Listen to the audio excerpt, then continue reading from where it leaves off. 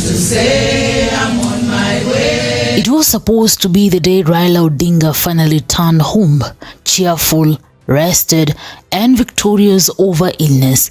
But instead, it became the day Kenya lost one of its greatest sons. Hours before his planned flight back to Nairobi, Raila Odinga suddenly sat down during his morning walk in India and never got back up. According to his younger sister Ruth Odinga, Raila's final day began like any other. The family had woken up at a serene Ayurvedic resort in Kerala, India, where Raila Odinga had been recuperating after medical checkups. Ruth Odinga, who had accompanied him alongside his youngest daughter, Winnie Odinga, recalls that the former Prime Minister was in high spirits. He had just finished his morning walk, a routine he kept faithfully, and was looking forward to flying back to Kenya the very next day.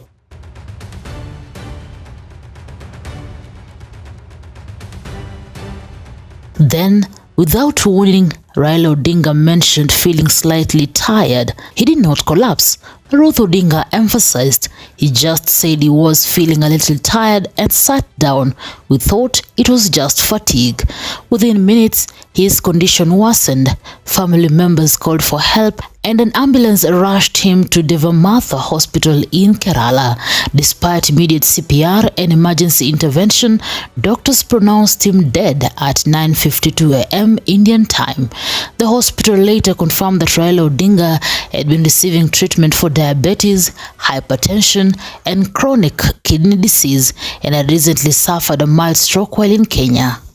In spite of our very sincere, very continued CPR and other measures, we couldn't make him survive. So we are very sorry to inform that he is no more with us, and our very sincere condolence and prayers for his family and for the Kenyan people.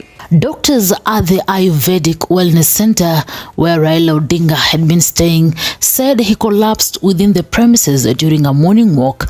Medical teams responded instantly, performing CPR and other emergency measures.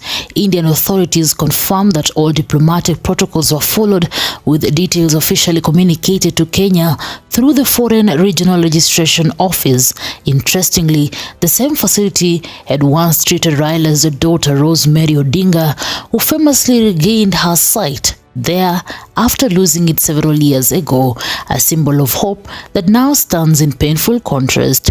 So we are very sorry to inform that he is no more with us, and our very sincere condolence. Back home, news of Raila's death sent shockwaves across Kenya. If you talk to many of these leaders in ODM and those who knew Mzee, some of us spoke to him as late as yesterday and he was okay. So we really didn't expect this, but we are taking it in stride as a leadership, especially in Nairobi. We would want to plead with our supporters. We know how much you love Mzee. We know that there will be a pouring of love, but when we came from the current home, it has been overrun and overwhelmed. The space there simply cannot accommodate all the numbers of the people who want to come and condole and to say Paul. I want to make a very special request, both as a leader in Nairobi and the SG of ODM. Our people must now stop going to Mama Ida's house because she's there alone and she's overwhelmed. We understand the love, and in fact the discussion amongst the leadership is that we need to set up some points for people who would want to mourn Mzee. It doesn't necessarily have to be. For days, speculation about his health had circulated, but few believed the worst could happen. Raila kukatwa mguu leo, Raila amekufa. Kwani walikuwa wanaficha nini? Kifo ya mtu inafichwa, ugonjwa inafichwa. Adamida na kuuliza, utuambia kifo ya baba. Ita utuambia kifo ya baba. Hatutakubaliana na wewe mama yetu. Ulituambia baba ameenda India kuogelea. Baba ameenda kupumzisha akili. Kenda ilikuwa imejaa maneno mengi. Inafuata aje leo baba amelala. Inafuata aje leo Raila hayuko. Baba leo hayuko aje. Hapa tutaelewana na wewe. Dan juzi Obura aliongea. Hadi baba anaingia leo. Baba anaingia leo Siaya. Mkutano iko Siaya. Jana iko Siaya. Inaongoja baba. Leo inafuata aje ati baba amekufa. Raila amekufa nani? Raila ameua nani? Just last week, his elder brother, Senator Ruth Odinga, had assured the nation that Raila Odinga was recovering well. The ODM party, too, had condemned false reports, accusing rivals of using Raila's health for political attacks. Tell you that Raila is up and about, and he only, just like any other human being, was indisposed a little, and he is now recuperating and resting. But he was not in those conditions which have been put in the prayer. I want to clarify that here, and I want to tell you that very soon you will see him back home. So that is something which I wanted to clarify, and I also want to tell you he is in India. People don't say they don't know he is where, he is in Dubai, he is in America, and where. He is in Uganda and Angola, and he will be back to school. So our people should not be worried about that. Yet, on that Wednesday morning, the grim reality arrived. Raila Odinga was gone. Our former Prime Minister, Raila Odinga, shall be accorded a state funeral with all attendant honors. In consultation with the family, a committee to be co-chaired by the Deputy President, Professor Kithure Kindiki, and the Siaya Senator Ruth Odinga has been set up to coordinate the funeral arrangements. Raila's body was flown back to Kenya the next day.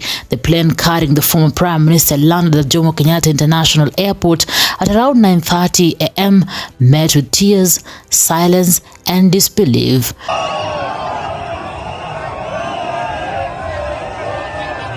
Crowds gathered along the highways, waving flags, carrying flowers, and chanting songs that once powered his rallies. It was not political reception, it was a nation in mourning.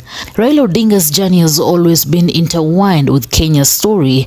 From detention cells to the corridors of power, he symbolized resistance and reform. Even while battling health issues, from brain fluid drainage surgery in Dubai to minor back operations, Raila Odinga never stopped advocating for justice, unity, and democracy.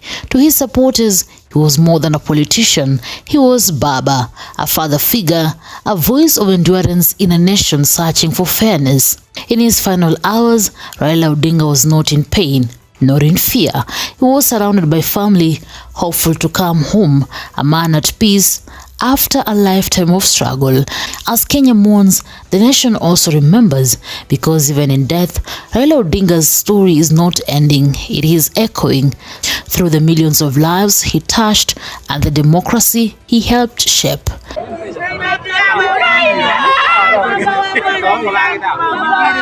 Newsroom, Maisha TV, Reader Kering Chebet.